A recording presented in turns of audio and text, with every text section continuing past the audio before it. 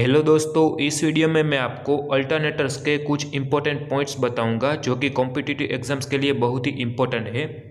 पहला देखते हैं कि पावर प्लांट में जब भी नंबर ऑफ अल्टरनेटर्स को पैरेलल में कनेक्ट किया जाता है तब उसका नेट रिएक्टेंस टोटल रिएक्टेंस की वैल्यू बहुत ही कम हो जाती है, यानी कि टोटल इम्पीडेंस की वैल्यू कम हो जाती है। दूसरा पॉइंट, अल्टरनेटर में जब भी एक्साइटेशन फेलर होता है तो अल्टरनेटर इंडक्शन जनरेटर की तरह काम करने लगता है।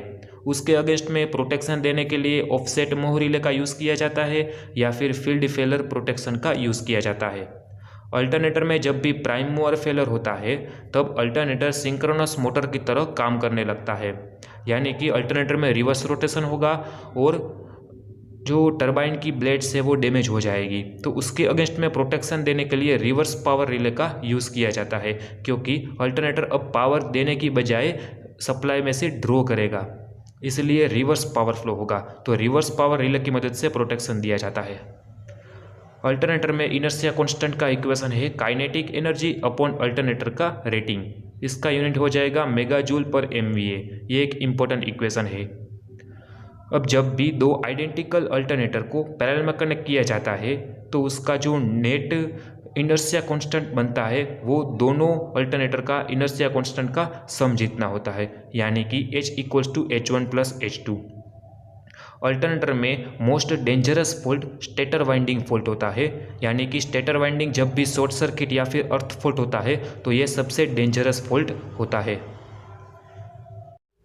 नेक्स्ट पॉइंट है अल्टरनेटर का कैपेबिलिटी कर्व। इसको सेफ ऑपरेटिंग रीजन भी बोला जाता है।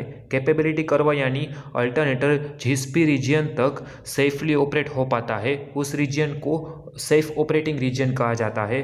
जैसे कि अल्टरनेटर में 90 डिग्री रोटर एंगल होगा तब तक अल्टरनेटर सेफली ऑपरेट हो पाएगा, यानी कि स्टेबल रहेगा।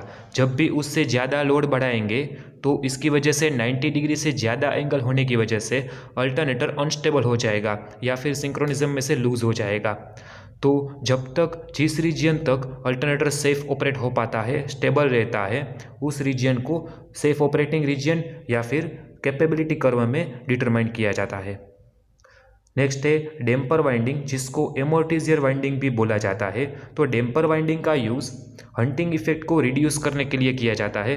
कभी कभी क्वेश्चन में ऐसा पॉइंट भी आता है कि टू डैम्प आउट ओसिलेशंस, यानी कि रोटर में जो ओसिलेशंस हो रहा है उसको डैम्प आउट करने के लिए भी डैम्पर वाइंडिंग का यूज़ किया जाता है। उसको ही हंटिंग बोलते हैं, ठीक है। ये दोनों एक ही बात है।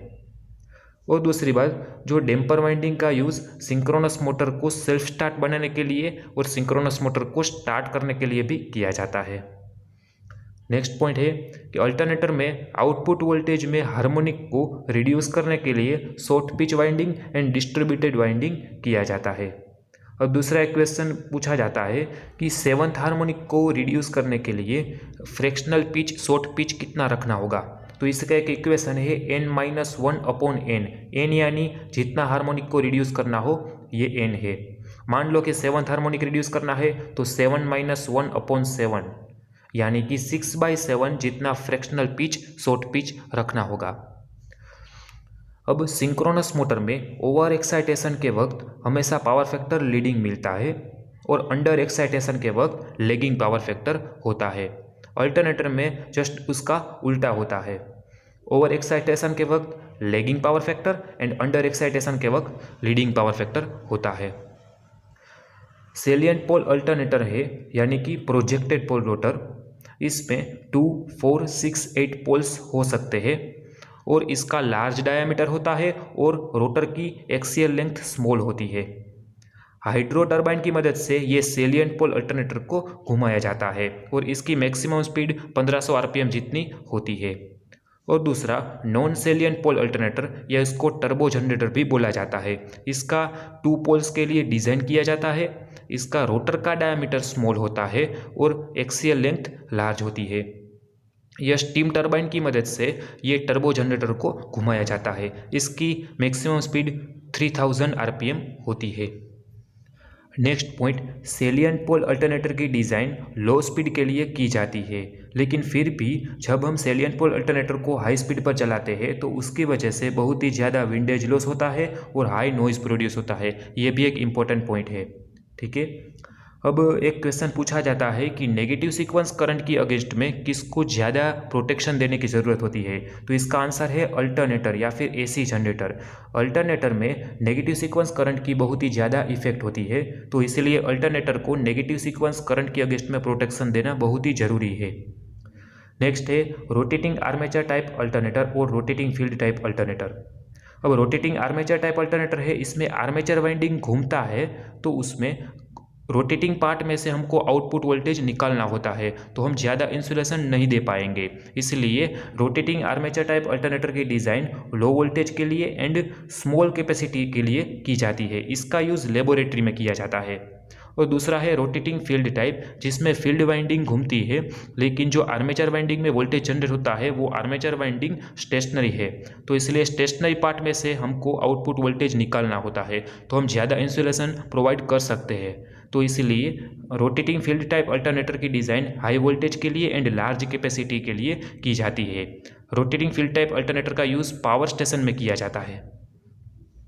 नेक्स्ट पॉइंट, अल्टरनेटर में वोल्टेज रेगुलेशन डिटरमाइन करने के लिए मेनली 3 मेथड्स है। ईएमएफ मेथड, जिसको सिंक्रोनस इम्पीडेंस मेथड बोला जाता है। एक क्वेश्चन होता है कि ऑप्शन में से बताओ कि कौन सी मेथड पेसिमिस्टिक मेथड है। ठीक है, ईएमएफ मेथड एक पेसिमिस्टिक मेथड है। दूसरी है एमएमएफ मेथड, जिसको एम्पियर टर्न मेथड भी बोला जाता है। एमएमएफ मेथड एक ऑप्टिमिस्टिक मेथड है। तीसरी है जेडपीएफ मेथड, जिसको जीरो पावर फैक्टर मेथड या पोर्टियर ट्रायंगल मेथड बोला जाता है। जेडपीएफ मेथड में एक्सएल एंड एक्सए दोनों को सेपरेटली कैलकुलेट किया जाता है। ये भी क्वेश्चन कई बार पूछा गया है। एक्सएल यानी कि लीकेज रिएक्टेंस, एक्सए यानी कि armature reaction reactance.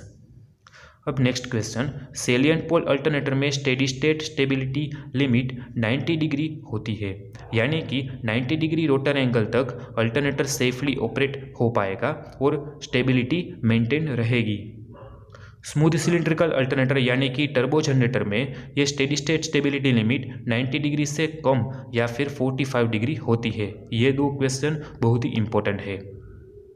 Next point, alternator में जब भी लोड बढ़ता है तो रोटर की स्पीड सिंक्रोनस स्पीड से कम हो जाती है, तो डैम्पर वाइंडिंग की मदद से इंडक्शन मोटर टॉर्क प्रोड्यूस होता है, तो रोटर वापस एक्सेलरेट होगा और फिर से सिंक्रोनिज्म में आ जाएगा। और दूसरा, जब भी लोड कम होता है तो रोटर की स्पीड सिंक्रोनस स्पीड से बढ़ जाती है, तो डैम्पर वाइंडिंग की मदद से इंडक्शन जनरेटर टॉर्क प्रोड्यूस होता है। ठीक है, तो रोटर फिर से डिसेलरेट होगा और सिंक्रोनिज्म में आ जाएगा। तो ये डैम्पर वाइंडिंग का मेन काम है। अब अल्टरनेटर में एक्टिव पावर चेंज करने के लिए, यानी कि पावर जनरेशन चेंज करने के लिए टरबाइन में जो हम इनपुट देते हैं उसको कंट्रोल करना होता है, यानी कि स्टीम कंट्रोल करना होता है। और वोल्टेज चेंज करने के लिए एक्साइटेशन कंट्रोल करना होता है। ठीक है, next point, XD and XQ यानी कि direct axis reactance, quadrature axis reactance, दोनों की वैल्यू डिटरमाइन करने के लिए अल्टरनेटर में स्लिप टेस्ट किया जाता है। ठीक है, तो दोस्तों अगर आपको यह वीडियो पसंद आया हो तो प्लीज़ इस वीडियो को लाइक कर देना, इस चैनल को सब्सक्राइब कर देना। Thank you friends.